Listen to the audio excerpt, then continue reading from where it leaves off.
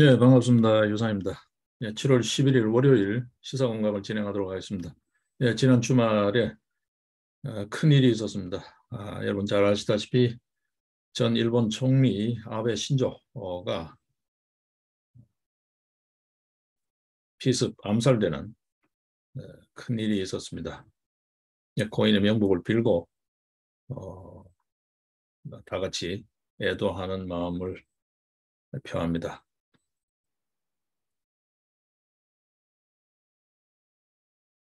예, 자, 일본이 급속도로 우경화될 것 같죠.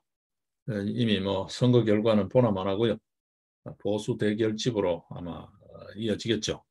그리고 아베가 살아생전에 수건 사업으로 삼던 전쟁 가능한 국가라는 이 동아시아 정세 차원에서 또 세계 질서 차원에서는 상당히 조심스러운 그런 국면이 전개될 것으로 그렇게 보여집니다.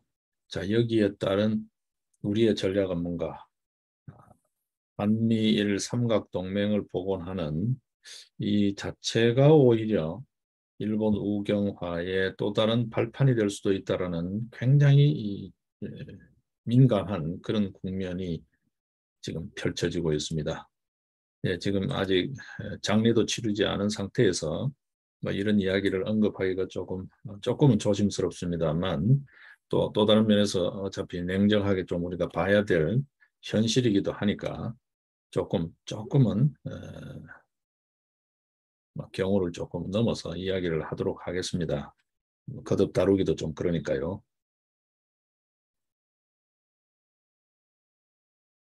자, 이제 일본 내 정계 구도가 급격하게 변할 겁니다.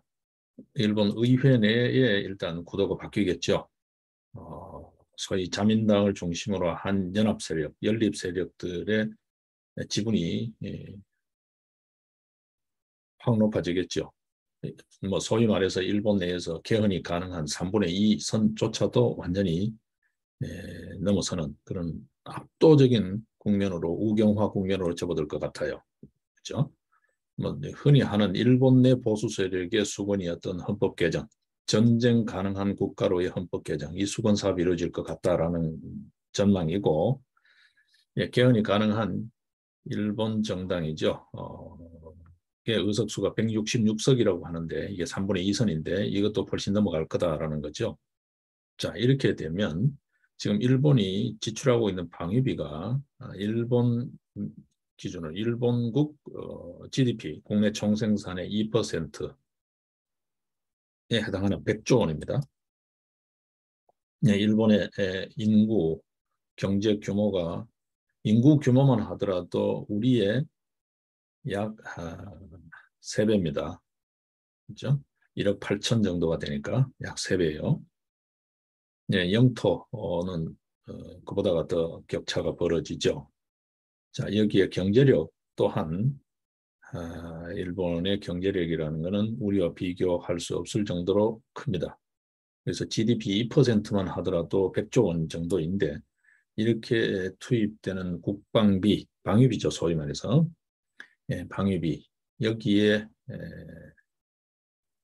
자국이 침략을 당했을 때만 자유권을 행사하는 형태의 전수방위 원칙, 이게 이제 바뀌게 된다는 거죠. 위험이 예상될 때는 적기지를 선제 타격하는, 소위 말해서 적기지 공격 능력을 보유하는, 이게 이제 아베가 추진해오던 주요 전략이죠. 정책이죠. 예, 이게 이제 실현될 거다. 죽어서 아베는 살아서 못한 자기 수건 사업을 죽어서는 이루어내는 그런 어떤 흐름이 될 것 같아요. 자, 이랬을 때 지금 우리가 하고 있는 이 소위 한미일 삼각동맹의 복원, 이게 일본의 군사 대국화를 부추기는 또는 부채질할 수 있는 또 다른 디딤돌이 될 수 있다는 거. 이게 양날의 검입니다. 그죠? 우리가 지금 현재 처해 있는 지정학적 또 세계사적 어떤 그런 역학관계에서 이 한미 동맹을 복원하지 않을 수도 없고 한미 동맹을 복원하자니 일본이라는 이 또 다른 축을 무시할 수도 없고 이런 상황입니다. 뭐 한일 관계는 끊임없이 역사적인 어떤 악연을 떠나서도 끊임없이 계속되고 있는 힘겨루기인데요. 이 반도체 관련해서도 일본이 반도체 핵심 소재 산업을 개발하면서 이제는 한국을 잡았다라고 생각을 했는데 소재만으로 또 안 되니까 그렇죠?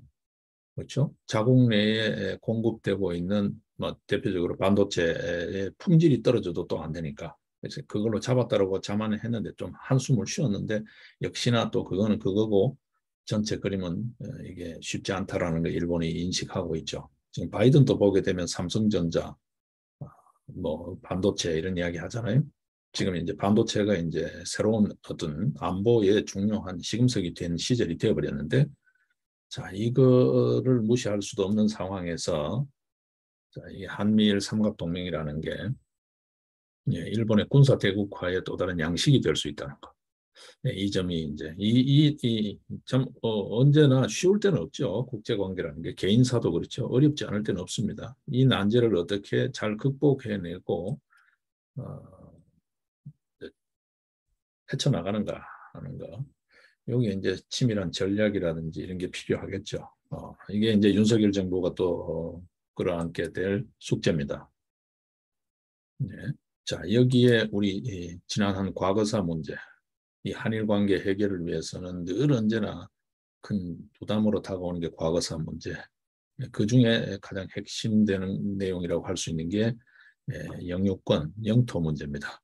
대표적으로 독도 영유권 문제입니다. 또 일제 치하에서 빚어졌던 간도 협약 무력화 문제입니다. 예, 청과 조선 간의 영토 경계 획정했던 간도 협약을 일본이 만주국을 세우면서 이게 사실 유야무야 되고 예, 이 만주가 통째로 간도 협약이 무시되면서 만주가 통째로 중국 땅으로 넘어가 버렸다는 거. 예, 이게 지금 국제법 관계에서도 시효 문제가 또 있으니까요.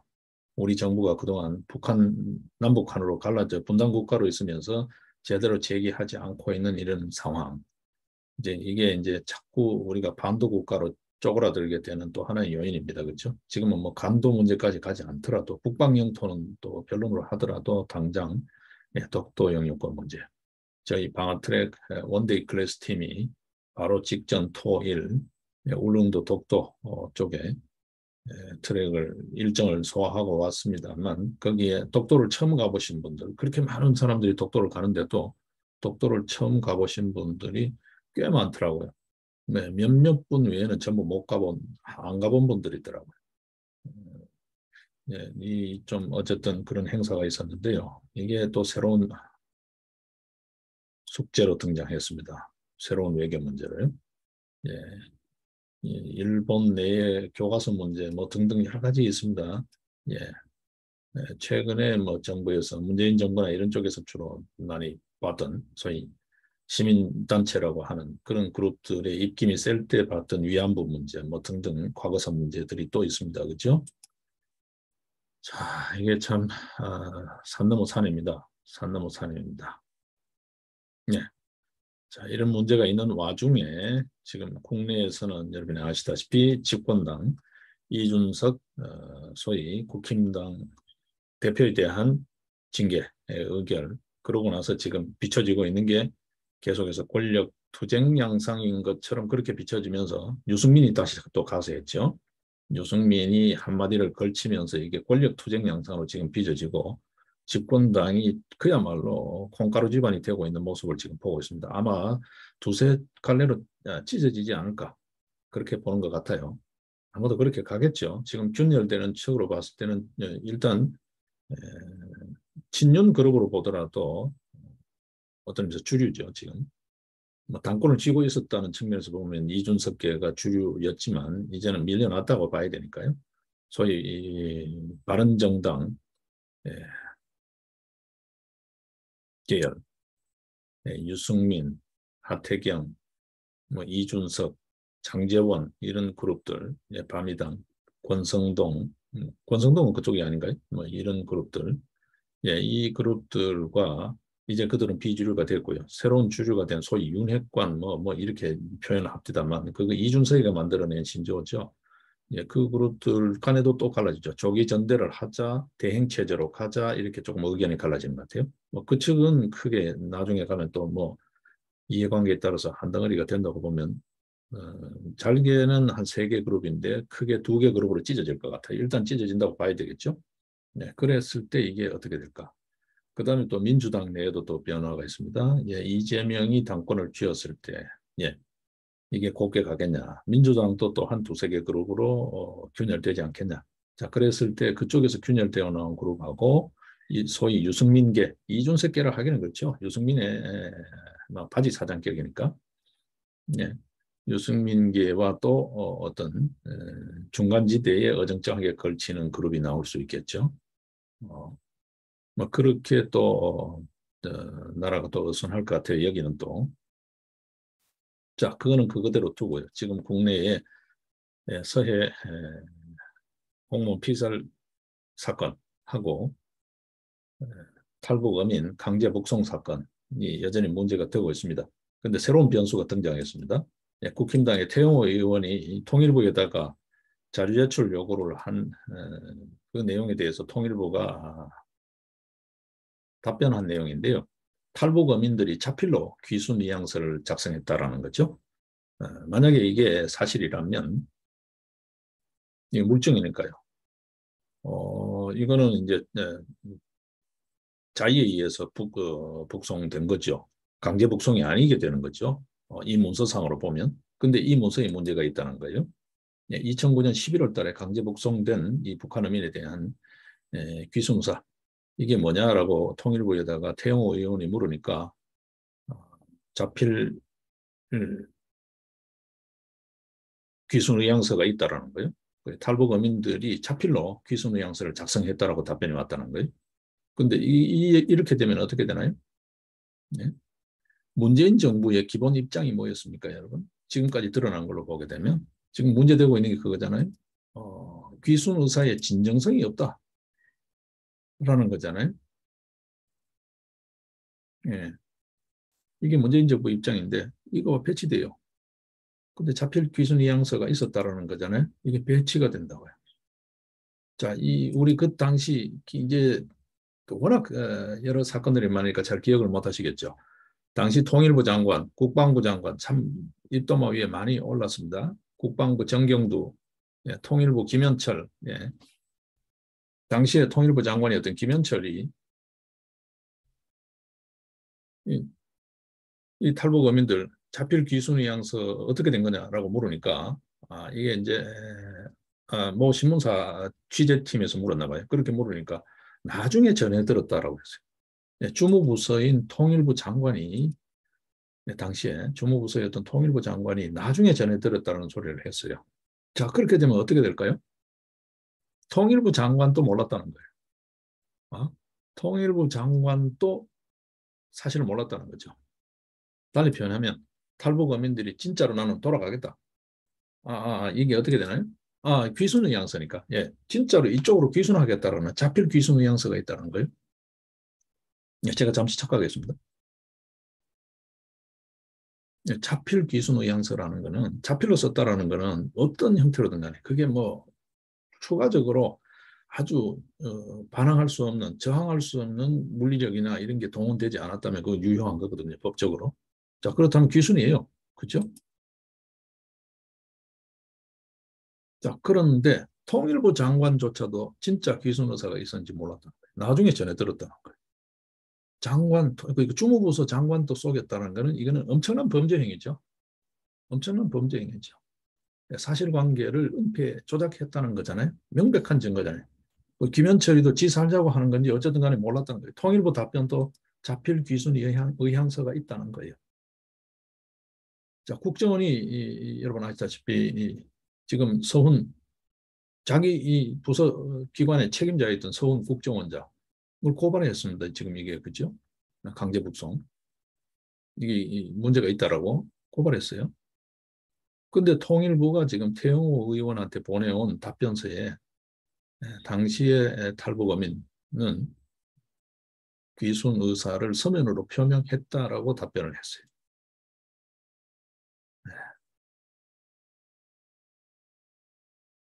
그래서 태영호 의원실에서 다시 그 당시 귀순 의향서도 제출해달라고 하니까 통일부 답변이 뭐냐 하면 통일부가 당시에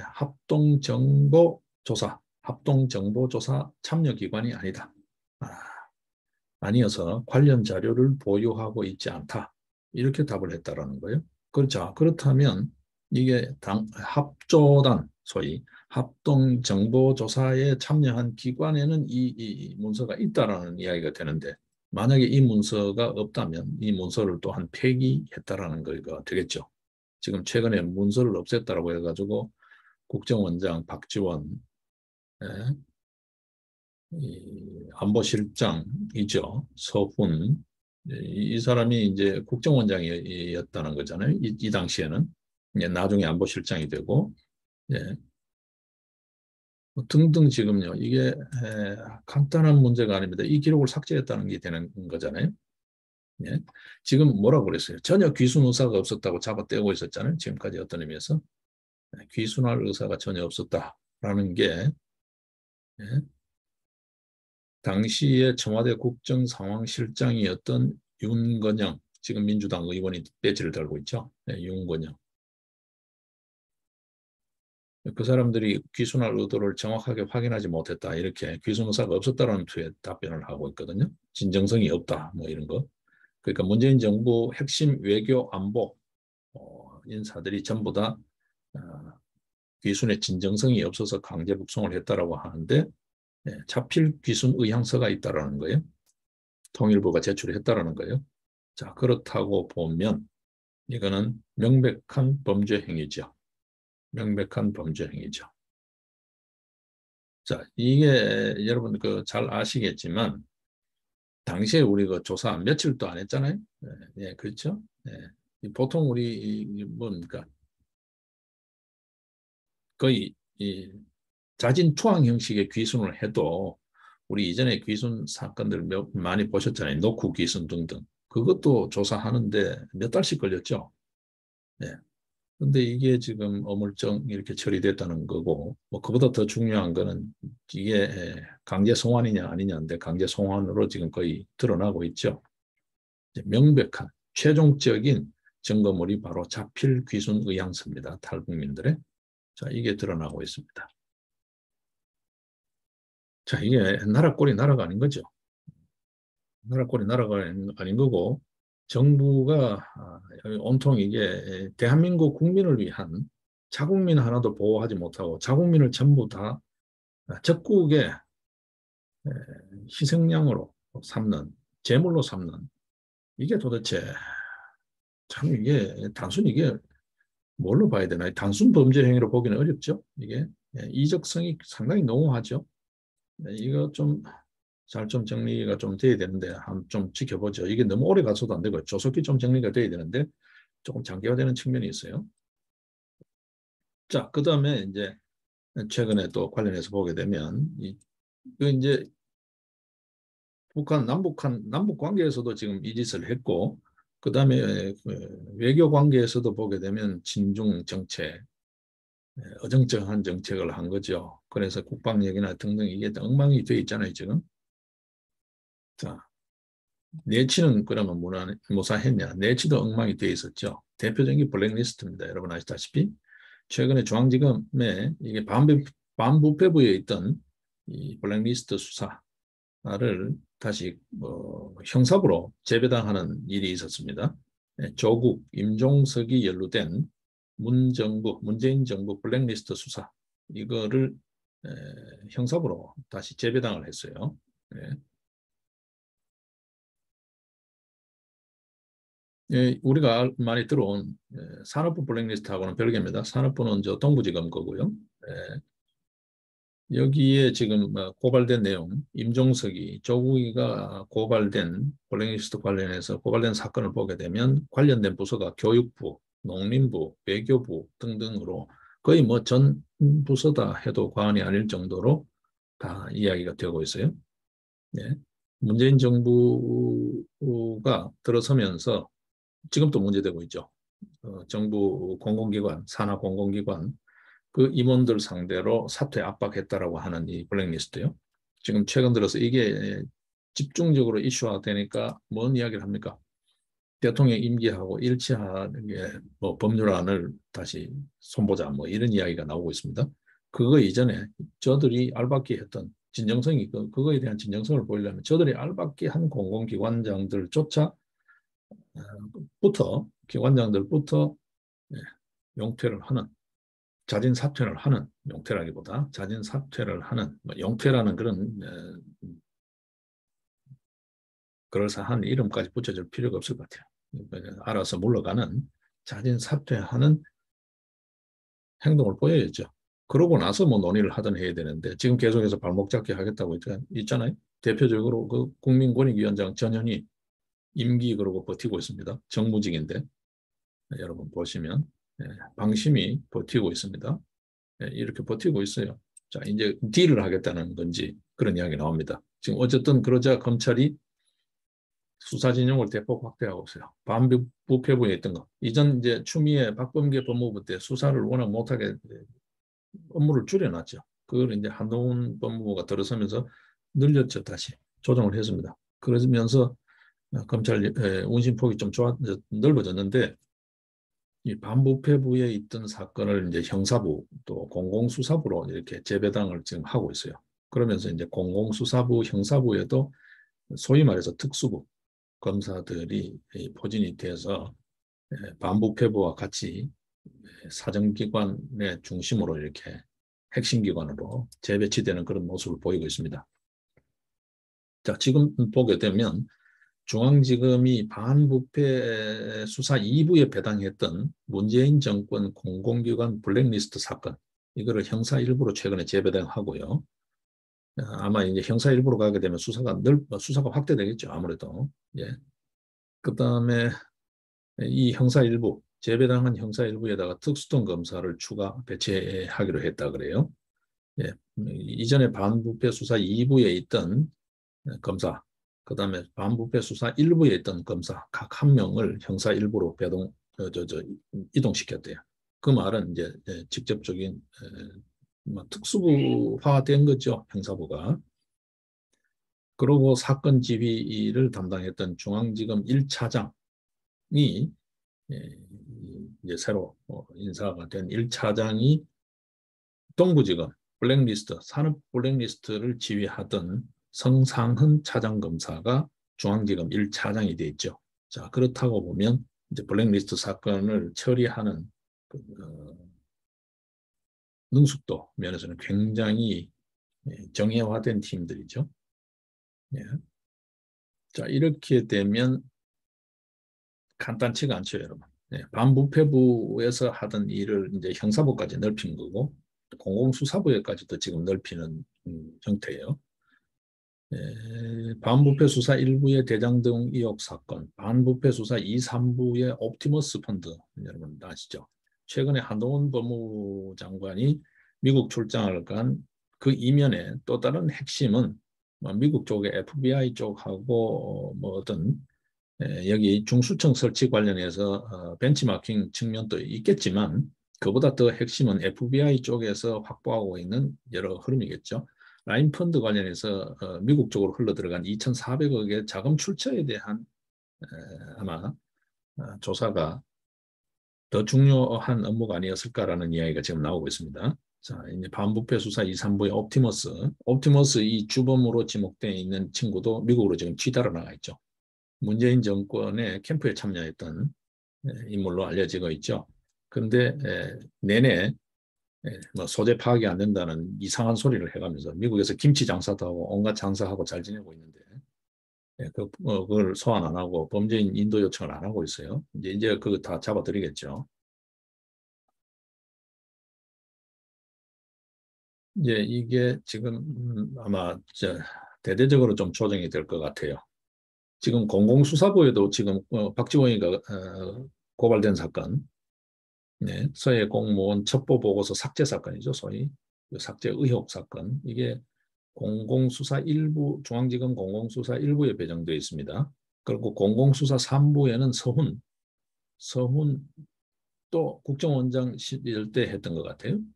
귀순 어민 북송 관련 의혹. 이 사건이 공공수사 3부에 배당되어 있습니다. 여러분 아시다시피. 네. 자, 이렇게 되면 반부패 수사부, 형사부, 공공수사부가 사실상 이제 전부 다 특수부화된 거죠. 특수통 검사들이 지휘하고 또 핵심 수사관으로 지금 활동을 하고 있기 때문에 자, 여기에 지금 최우영 부장검사, 신기령 부부장검사 이런 사람이 또 형사 5부로 최근에 또 발령이 됐어요. 자, 이렇게 되면 네, 이렇게 되면 동시다발적으로 대대적으로 문재인 정권에 대한 사정이 이루어지는 그런 형국이 될 것 같습니다. 자, 이게 또 이제 하나의 변수입니다. 그죠? 문재인 정부가 해놓은 다 이 국정 난맥상이고 국기문란 사건이에요. 소위 말해서 신적패들이에요. 문재인 적패들이에요. 예, 외우 내환이 겹쳐 있는 형국입니다. 자, 여기에 지금 아베가 불의의 비습 사건으로 눈을 감았어요. 자, 일본 전국이 요동치고 있어요. 자, 한일 관계가 또 경랑에 휘말리고 있습니다. 자, 이 시기에 지금 국내에 또 보겠습니다. 새로운 정부, 윤석열 정부. 제가 몇 번 지적을 했습니다만, 자, 이상한 또 그룹들이 또 나와가지고 참 우리 사회 이해가 안 되는데요. 그룹들이 나와서 건강한 건전한 비판조차도 딴지를 걸면서 또 어, 예, 새몰이를 하는 참 조심스러운 국면을 봐요. 물론 그런 그룹들도 있습니다. 사사건건 꼬투리 잡으면서 소위 MB 정부 때 광우병 사태, 박근혜 정부 때의 세월호 공작처럼 그런 어떤 향수로 그림을 몰아가고자 하는 그룹들도 분명히 있을 거예요. 있다고 봐야죠. 그럼에도 불구하고 건강한 비판을 내도 눈 감고 귀 막겠다? 그건 망하는 거죠. 망하는 거죠. 지금 윤석열 정부가 그런 행태가 조금씩 드러나고 있어요. 그래서 그걸 지적을 했더니만 아니나 다를까 정말 존재 가치도 없었던 집단들 같은데 급조한 단체들 같은데 갑자기 막 공격적으로 나서면서 여러 이야기들이 나오고 있습니다. 일단 지켜보고 있는데 자 일단 그 이야기는 다른 문제로 두고요. 사소한 문제니까 한 주먹 거려도 안 되는 거예요. 두고요. 자 일단 윤석열 정부 무시할 수 없습니다. 여론조사에 지금 문제가 참 많죠. 여론조사기관의 문제도 참 많고요. 근데 윤석열 정부가 뭔지는 모르겠는데 여러분 보십시오. 여론조사에 이 여론조사기관을 반드시 이 좀 수사해달라고 고발 들어간 것도 제법 많을 거예요. 그런데 검찰이 계속해서 이런 수사를 안 해요. 선거 수사 안 해요. 이게 어떤 의미에서 절차적 민주주의를 구성하고 있는 굉장히 중요한 부분인데 이 부분에 문제가 있다라고 계속 이야기하는데도 뭔지 모르겠는데 뭐 문재인 정권이 그러는 건 이해가 되지만 윤석열 정부조차도 예, 철저히 외면하고 있어요. 이게 뭔지 모르겠어요. 결국 이렇게 되면 자충수입니다. 그렇잖아요. 윤석열 정권을 통해 가지고 비정상적으로 벼랑 끝으로 내몰리던 이 나라의 모양을 정상화를 시켜서 이후에는 그런 여지가 들어서지 않게끔 철저히 좀 이렇게 해줘야 되는데 이걸 지금 안 하고 있어요. 방치하고 있어요. 딴 것만 하고 있어요. 딴 거. 그 위에 떠 있는 거품 걷어내기만 하고 있다고요. 그러면 곤란합니다. 그러면 그냥 곤란한 게 아니고 다시 문재명 시절로 갈 수 있어요. 네? 윤석열 대통령이 윤석열 정부가 이렇게 중심 없이 원칙 없이 생각 없이 이제 뭐 내 집권했으니까 뭐 기고만장하게 뭐 겉으로 내놓고 그렇게 하지 않겠지만 속으로는 뭐 이만하면 되지 않겠어? 뭐 문재인보다는 낫지 않아? 뭐 예를 들면 이런 형태로 가면 이거는 곧바로 어, 윤석열 정부의 실패로 그다음에 문재명 정권으로 바톤을 넘겨주는 대단히 불행한 대단히 불행한 사태가 빚어질 수도 있다는 거죠. 지금 그런 전조가 보여요. 그냥 보이는 게 아니고 뚜렷해지고 있어요. 갤럽 여론조사. 예, 그나마 그래도 여론조사에서 상당히 신뢰를 얻고 있고 전통과 권위를 자랑하잖아요. 갤럽 연구 여론조사에서조차도 윤석열 정부가 데드크로스가 됐다는 거예요. 예, 갤럽 조사에서 지난 주말이죠. 7월 9일자 토요일 날 발표된 갤럽 여론조사를 보게 되면 심지어는 지금 콩가루 집안이 되어 있고 엉망진창이 되어 있는 전 국민의 혐오 대상이 되어 있는 국힘당 지지율보다 윤석열 지지율이 낮다는 거예요. 네? 국힘당 지지율이 무려 그래도 41%예요. 지금 이 꼬라지에도. 네, 그만큼 민심이 이제 민주당을 떠났다는 거죠. 41%인데 윤석열 지지율이 그만도 안 된다는 거예요. 네? 국정수행평가, 그러니까 직무수행평가에서 잘하고 있다가 37%, 여러분 40% 아래 떨어졌죠. 30% 됩니다. 잘 못하고 있다가 49%예요. 12%나 뭐 오차범위 이야기할 것도 없이 완전히 역전돼 버렸어요. 네. 소위 말해서 데드크로스죠. 이게 뭐 1년이 된 것도 아니에요. 출범한 지 2달이잖아요. 네, 출범한 지 2달 만에 이렇게 된 거는 역대 없었던 일입니다. 단순한 경제적 무능뿐만일까요? 일방통행식 뭐 이놈들도 인사하는 꼴 보니까 똑같네? 뭐 그런 걸까요? 그 문제를 넘어섰죠, 여러분. 네? 한번 보십시오. 어, 인사 문제가 상당히 많은 실망을 안겨줬죠. 그렇죠?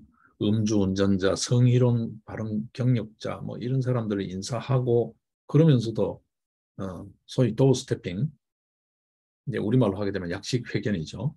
출근길 약식회견. 예, 이게 이제 오히려 국민들 짜증을 유발하는 거죠. 네. 분노심을 유발하고 화를 돋구는 거야. 이제 피로해지는 거야. 아, 윤석열이 오늘 또 뭔 소리 한 거야. 오늘 또 뭔 소리 할까? 뭐 이런 이제 피로해지는 게 시작하는 거죠. 네. 이제는 좀 짜증이 나기 시작하는 거죠. 말하는 거 보니까 소위 밥맛 없고 재수 없는 거예요. 네? 인사검증 실패를 이야기하니 뭐라 그랬을까요? 뭐라 그랬을까요, 여러분? 빈틈없이 발탁했다고 자부한다. 그리고 전 정부보다는 비교가 안 되지 않냐? 네? 이전 정권에서 뭐 훌륭한 장관 봤냐? 뭐 이따구 소리를 하니까요. 국민들이 봤을 때, 이거 뭐 윤석열이는 그러지 않을 걸로 생각했는데 말이죠. 네? 그렇잖아요, 여러분. 이 공사가 분명할 줄 알았는데, 이것도 뭐 지평 감사고 도네 이렇게 되는 거지. 예, 인사 실망이 굉장히 컸죠. 지금 완전히 또 내각도 아직까지 구성 못하고 있잖아요. 2달이 지나도. 예, 국회가 저러고 공전하고 있었던 것도 이유가 되지만 한 이유가 되지만 다른 측면에서 계속해서 문제투성이 사람을 해놓으니까 꼬투리가 자꾸 잡혀가지고 안 되는 거잖아요. 지금 공정거래위원장도 자진 사퇴를 했죠. 사퇴할 수밖에 없죠. 네, 그냥 학교에 그냥 있겠다. 더 커져가지고 뭐 이것도 저것도 문제되는 거 바에는 본전이라도 건지겠다. 지금 그렇게 된 것 같은데 그렇게 됐죠. 자, 그러고 여러분 한번 보십시오. 검찰 편중 인사. 네. 이게 그냥 자기네들은 뭐를 할지 몰라도 윤석열 대통령 본인으로 또 그런 이야기 하잖아요. 편중 인사에 대해서도 법조인이 폭넓게 정관계에 진출하는 게 법치 국가다. 이게 윤석열조차 이렇게 말을 갖다가 꾸며대나 이렇게 되는 거죠. 법조인 근데 전부 검찰 출신이에요. 예, 했죠. 그다음에 뭐 주 52시간 이제 노동부 발표, 대통령 발표 언급이 다 달라요. 2번이나 번복되고 그 난리를 빚어줬죠. 결국 노동계가 길거리로 뛰쳐나오는 그 사태의 발단이 된 거 하잖아요. 주 52시간제 탄력 근로제. 네, 노동부하고 엇박자 했죠. 대통령하고. 자, 이러니 이놈들 봐라. 이놈들도 똑같네. 이렇게 되면서 이제 핵심 지지층도 이탈한다는 거잖아요. 중도층뿐만 아니라 국힘당 지지층에서도 윤석열의 문제가 있다. 떠나고 있다는 거예요. 근데 지지율 신경 안 쓴다. 떼어놓고 또 염장을 질러. 너 그러거나 말거나 나는 신경 안 써. 이 국민들에 대한 선전포고잖아요. 지지율이 빠지고 있다. 그러면 또뭐 잘 하려고 했는데 뭐 기대에 못 차나 보다. 좀 더 열심히 좀 더 자세하게 들여다보겠다라는 이런 언사가 아니고 나 신경 안 써. 뭐 그거 옛날부터 내가 안 믿었어. 뭐 이런 식이 돼버리니까 어쭈 잘 노네 이래 되는 거죠. 이거 이래 되는 거죠. 우리 민심이 그렇게 가는 거예요, 지금. 지지율 40% 미만대 떨어졌다라는 거는 자기 기본 지지층도 못 끌어안는다는 거죠. 한국 사회에서. 지지층 40%가, 지지율이 40%가 안 된다는 거. 그래도 지금 말 한마디 행동 하나가 정상적이 아니에요. 법조인이 폭넓게 정관계에 진출하는 게 법치국가다? 이전 정부하고 비교가 되냐? 뭐 우리가 더 잘하고 있지 않냐? 뭐 이런 거요. 지지율 신경 안 써. 그거 이전부터 내 지지율이라는 거 그런 허황된 거 내 별로 믿지 않았어. 뭐 이런 소리를 하고 있으니까요.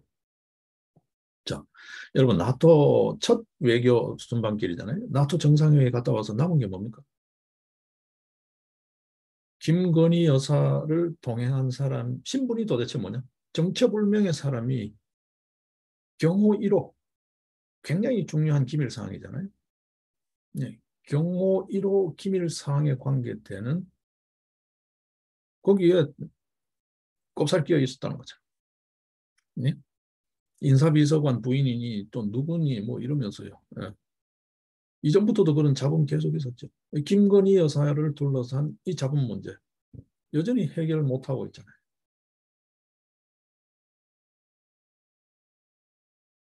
예, 이제 김정숙 이야기가 쑥 들어가 버렸어. 전부 김건희 이야기야.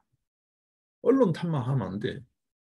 예, 기울어진 운동장 언론 탓만 하면 안 된다고요. 언론 노조에 장악된 언론 때문에 자꾸 그런 것만 부각됐다. 그렇게 변명하면 안 된다고. 또 이전 정부 하듯이 내로남불식에 변명하면 안 된다고. 그럼 꼬투리를 제공하지를 않아야지. 꼬투리를 잡히지 않고 빌미를 제공 안 해야 되는데 이게 뭐 어때서 이런 거예요. 보십시오. 대통령실 내에 친인척이 있다라고 하니까 뭐래요? 정치 시작할 때부터 내 오랜 정치 동지다 이래버려요. 이게 말이죠.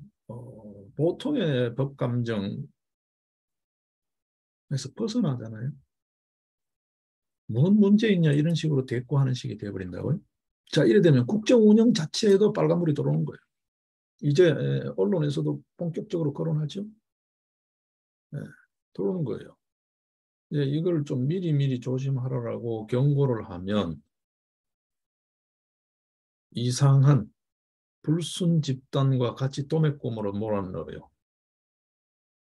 이게 이제 일부 몰상식한 극렬 소위 지지층이라고 할까요? 이상한 소위 그들 나름대로의 신흥 집단이 노이즈 마케팅을 하기 위한 수단이다라고 보는데 만약에 여기에 뭔가 또 다른 어떤 저희로 조작되고 배후가 있다라는 게 확인이 되면 윤석열 정부는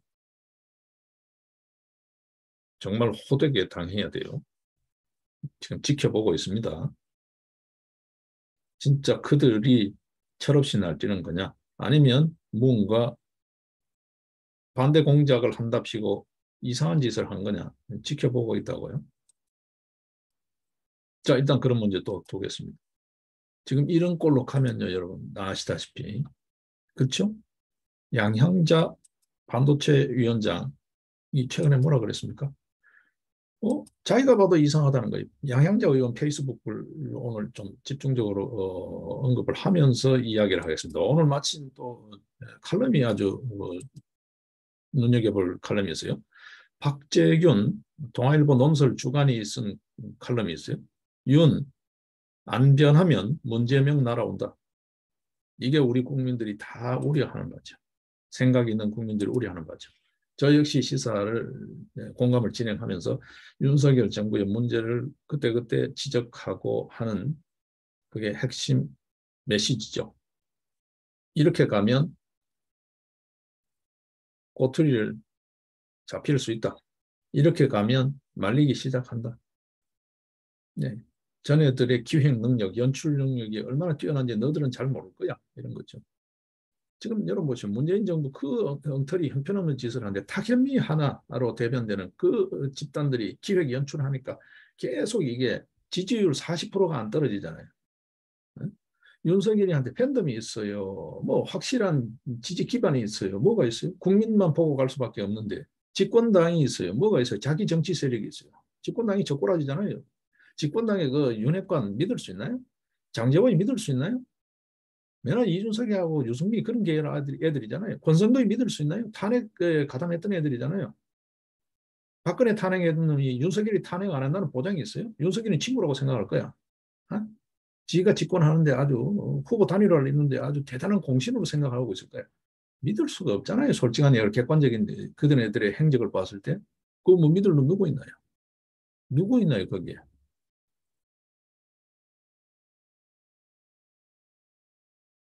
양양자 의원이 뭐라고 그랬습니까? 윤석열 대통령을 보고. 윤석열, 인생 목표를 다 이룬 사람처럼 보인다. 국민들을 불안하게 하고 있다. 막 이야기하잖아요.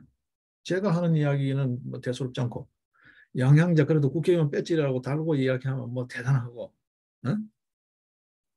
방아투데이라는 인터넷 신문 뭐 존재 가치도 없고 이제 시작을 하는 신문이니까 아니 그거는 뭐 별거 아니고 동아일보 논설 주간 박재균이 이야기하면 어이쿠 싶고 그런 건가요? 사람 보는 눈은 똑같고 감각은 똑같다고요. 네? 정말 애정을 갖고 이게 잘 돼야 되고 이래야 나라 꼴이 된다. 이게 우리 사회 구성원들이 원하는 대다수 구성원들이 원하는 바람직한 방향이다라는 데에 대한 인식, 그 인식이 서 있는 사람 입장에서 봤을 때 나는 대동소이하다고요. 어? 누구나 그래 느낀다. 자, 보십시다. 뭐라고 해요? 양양자 의원 페이스북 글부터 먼저 보겠습니다. 대통령의 지지율이 떨어지고 있다. 국민의 신뢰가 떨어지고 있다. 국정 동력이 떨어지고 있다. 이렇게 말을 단문 형식으로 하는 게 굉장히 호소력이 있습니다. 네. 미래로 가는 한국의 힘이 떨어지고 있다. 취임 2달째인 대통령의 바람과 행보, 태도가 국민을 불안하게 하고 있다. 나는 그 핵심이 대통령이 프로답지 못해서라고 생각합니다. 프로답지 못한 게 아니고요. 이 프로답지 못하다는 표현은 조금 너무 고상하게 표현한 것 같아요. 우회적으로 애둘러서 표현한 것 같아요. 역시 윤석열식 내로남불이다. 윤석열식 내로남불이다. 이게 뭐 어째서? 라는 자기 세계에 갇혀 있는 거지. 눈길을 열고 사람들의 표정이 어떤지, 사람들이 무슨 말을 하는지 귀담아 듣고 눈여겨볼 생각을 안 하는 거예요. 이게 뭐 어때서? 내 생각에 갇혀 있는 거죠. 그러니까 이게 시정이 안 되고 있는 거예요. 계속 반복되는 거예요. 네. 그러면서 사람들이 싫어하기 시작하는 거예요. 실망하기 시작하는 거예요. 이게 단순 실망으로 끝나면 좋은데 윤석열 정부의 실패로 귀결될 수도 있고 아무것도 못할 수도 있고 국정 동력이 완전히 상실될 수도 있고 또 경우에 따라서는 원튼 원치 않든 문재명 국가를 또 불러들일 수가 있다는 거죠. 네. 또 보겠습니다. 어떤 일을 할 때 아마추어는 자기만 즐거우면 된다. 프로는 자기를 믿고 선택해준 사람들을 위해 직업 생명을 걸고 있는다. 윤 대통령은 어느 쪽인가? 지금 윤 대통령은 마치 모든 인생의 목표를 다 이룬 사람처럼 보인다. 정권 교체와 대통령 당선은 국민 행복, 국가 번영을 위한 수단일 뿐이지 목표가 될 수 없다. 할 일이 태산이다. 새로 임명된 기업의 사장에게 당면한 위기의 극복을 위한 계획을 묻자 솔직히 할 수 있는 게 없습니다라고 답했다고 생각해보자. 상황이 어렵지만 최선을 다하겠습니다. 할 수 있습니다라고 해야 프로다. 윤석열 뭐라 그랬어요? 국회가 저랬어. 뭐 하려고 하는데 이런 거죠. 그 소리 누구나 한다. 누구나. 프로는 남 탓을 하지 않는다. 실패한 사장을 쫓아내고 새로 임명한 사장을 비판했더니 그전 사장보다는 낫잖아요. 이게 이제 비유적으로 한 거죠. 네. 아니 인사 그 문제 있지 않냐. 이전 정부 훌륭한 장관 봤냐고. 이전보다는 낫지 않냐. 아주 빈틈없이 하려고 애썼다. 뭐 이렇게 변명한다는 거죠. 네. 문재인 정부보다 낫다는 말은 TV 토론에서 마주 앉은 국회의원이나 할 말이지 대통령이 할 수 있는 말이 아니다. 국민 앞에, 언론 앞에 대통령이 할 수 있는 말은 아니다. 윤 대통령은 계속 상대평가 받기를 바라는 것 같은데 그건 대선 때 이미 끝났다. 그렇죠? 지지율 떨어져도 신경 안 쓴다? 그거는 대선 할 때야. 떨어져서 떨어지면 그만이고 되면 좋고 그때고 지금은 지지율이 떨어지면 할 수 있는 게 없다고. 공무원이 안 움직여. 일단 지지율 떨어지면. 그리고 반대파 준동해. 그리고 떨어지기 시작하면 걷잡을 수 없이 민심이 돌아서 버리면 그렇죠. 국민 지지가 있어야 뭘 하는데 지금 국힘당이 뭘 할 수 있게 하겠어요? 내도록 저 밖으로 싸우면 하겠지? 예. 아무것도 못한다. 아무것도 못한다. 그럼 뭐 할 거예요? 나중에 문재명 정권을 불러들이고 불행한 윤석열의 말로만 기다리고 있을 거라는 거예요. 노년이 비참해질 거다. 그때도 그 또 사냥개 같은 정권의 주구와 같은 검찰이 들어선 그때도 뭐가 잘못됐는데 잘못한 거 뭐야? 뭐 이렇게 항변할 거냐는 거죠. 엮어서 넣으면 가는 거지 뭐. 검찰 행태 더 잘하시면서. 자, 또 페이스북 보겠습니다. 어떤 사람을 알려면 그가 무엇에 분노하는가를 보라는 말이다. 검사 윤석열, 검찰총장 윤석열, 대선 후보 윤석열은 불의, 불공정, 기득권, 구태정치 등 공적인 일에 분노했다. 지금은 자신에 대한 비판의 화를 낸다. 공감을 사기 어렵다. 이전에 그가 분노할 때는 무섭고 멋져 보였는데 지금은 어떤가? 윤석열 대통령은 어쩌면 프로답지 않아서 이 프로답자라는 건 그냥 우회적으로 이분이 하는 표현이에요. 기존 정치인답지 않아서 대통령이 됐다. 그러나 지금은 대통령답지 않아서 신뢰를 잃어가고 있다. 대통령답지 않아서 신뢰를 잃어가고 있다. 잘 기억해야 됩니다. 대통령은 프로 행정가이고 프로 경제가이며 프로 국군 통수권자이자 프로 정치인이 돼야 한다. 근데 정치 안 하는데 정치 안 하는 대통령이 어디 있어요? 그 역량으로 성과를 내야 하고 결과를 만들어야 한다. 국가적 위기에는 더욱 그렇다. 이게 양향자 의원의 페이스북 글이에요.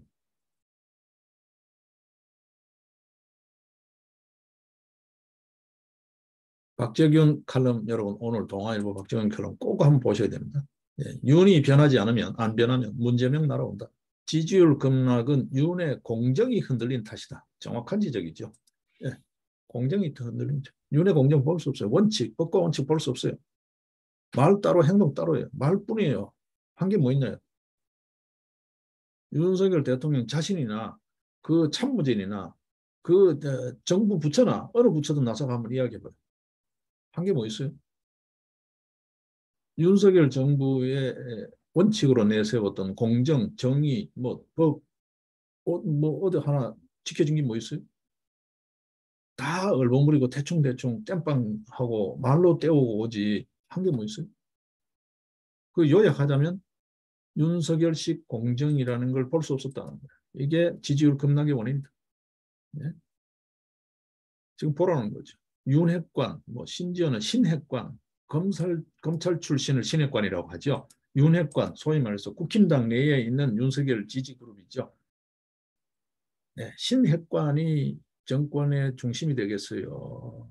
그 사람들은 공정이라는 가치를 세우고 국정을 정상화시키는 데 기여를 하고 그 문제가 됐던 걸림돌들, 적폐들을 청산하는 데만 하면 돼. 신핵관은. 윤핵관 전혀 네, 윤석열 정부가 들어설 때에 정치적으로 뭐 은혜를 입고 도움을 받았을지 모르지만 쓸만한 사람이 하나도 없다. 인물도 없고 세력도 없다. 싹 물갈이 다 해야 된다는 거죠. 이게 국민적 지지를 얻을 때 가능한데 뭐 당장에 뭐 규제 개혁이니 무슨 뭐 연금 개혁이니 노동 개혁이니 또 국민적 지지가 있어야 되고 근데 지금 국민을 상대로 오히려 성질을 부리고 있어요. 뭐 못하는 게 뭔데 이전 정부보다는 낫잖아. 이게 뭐 문제야 이러고 있어요 지금. 그게 기자 문제가 아니라고요. 이 출입 기자 한둘 늘 그 소리 하는 기자들이 있잖아요. 네. 그 문제가 아니라고. 이게 언론 앞에 선다는 거는 미부나 고부나 국민 앞에 서는 건데 그러면 네 편 내 편 가려가지고 내 눈에 뜨는 놈만 국민이고 나머지는 국민도 아니고 그건 문재인 정권 때 봤던 거고 윤석열 정부가 그러면 안 되지. 그렇지 않나요? 자기 얼굴에 침 뱉는 꼴이라. 이게 지지율 급락의 원인이라. 예? 공사를 구분하지 못한 대통령의 처신 탓이다. 박재균 의원 또 논설 주간 또 지적을 하잖아요. 공사를 구분하지 못한 대통령의 처신 탓. 예, 공사 구분을 볼 수 없다. 은행이 일치되는 걸 볼 수가 없다. 말 따로 행동 따로다. 뭐 거듭 이야기했던 화물연대 파업이라든지 뭐 집회 이런 걸 안 보더라도 네, 말 따로 행동 따로다. 네, 인사 뭐 이런 것까지 언급하지 않아도 이거 빨리 시정해야 됩니다. 네, 김건희 여사 주변 자본 문제 빨리 시정해야 됩니다. 뭐 계속해서 뭐 행보, 뭐 광폭 행보를 하겠다? 한번 해보시라고 어떻게 되는지. 이제 김정숙의 그 비난, 시선 그걸 다 한 몸에 넘겨받게 될 거다. 이제 김정숙 이야기는 쑥 들어가 버렸다. 김정숙이 대신에 김건희가 이제 입도마 위에 오르게 될 거다. 자, 그랬을 때 이게 나라 꼴이 되겠냐는 거죠. 나토 정상회의 다 말아먹었잖아요. 김정숙 동행 정체불명의 사람 때문에. 그렇지 않나요? 언론에 지금 도배되어 있는 거 한번 봐요. 댓글 한번 봐요. 나토 정상회의 그 외교 성과에 댓글이 많이 달렸나요? 김건희 여사 동행 정체불명 신원 미상자 거기에 많이 달렸나요? 말아먹은 거잖아요. 이래도 정신 못 차리시냐? 이래도 정신 안 차릴 거냐고. 이래도 집권당 믿고 윤핵관 믿고 신핵관 검찰 믿고 뭘 할 수 있을 거라고 생각하냐고. 예? 지지율 떨어져도 적폐 수사 몰아붙이면 반등할 거다. 이거는 무명해. 그야말로 검찰총장, 검사, 일개 검사였던 윤석열이 대통령 후보로 정치적인 인물로 커오르는 과정의 양식이었을지 몰라도 지금 국정 운영의 담당자로서의 윤석열 정부, 윤석열 대통령이 문재인 정권 적폐청산을 잘한다고 정권의 지지율이 올라갈 거다? 천만에요. 새로운 뉴스타가 탄생할 수는 있지만 윤석열에게는 참 대단히 외람되지만 아무 상관없는 이야기다. 아무 상관없는 이야기. 그야말로 그런 지지율은 믿을 수 없는 지지율이라는 거예요. 아무것도 할 수 없는 지지율. 그냥 기분만 좋은 지지율. 네, 소나기 오듯이 후루룩 지나가는 지지율일 수 있다는 거죠. 네, 제발 다시 한 번 더 촉구를 드립니다. 네, 공사 구분을 분명하게 해주시기를. 네, 문재인 정권에서 운동권의 형 동생 아우들이 쥐고 흔들던 나라. 이 나라가 검찰의 형 아우 동생들이 쥐고 흔드는 허망한 나라가 되지 않게.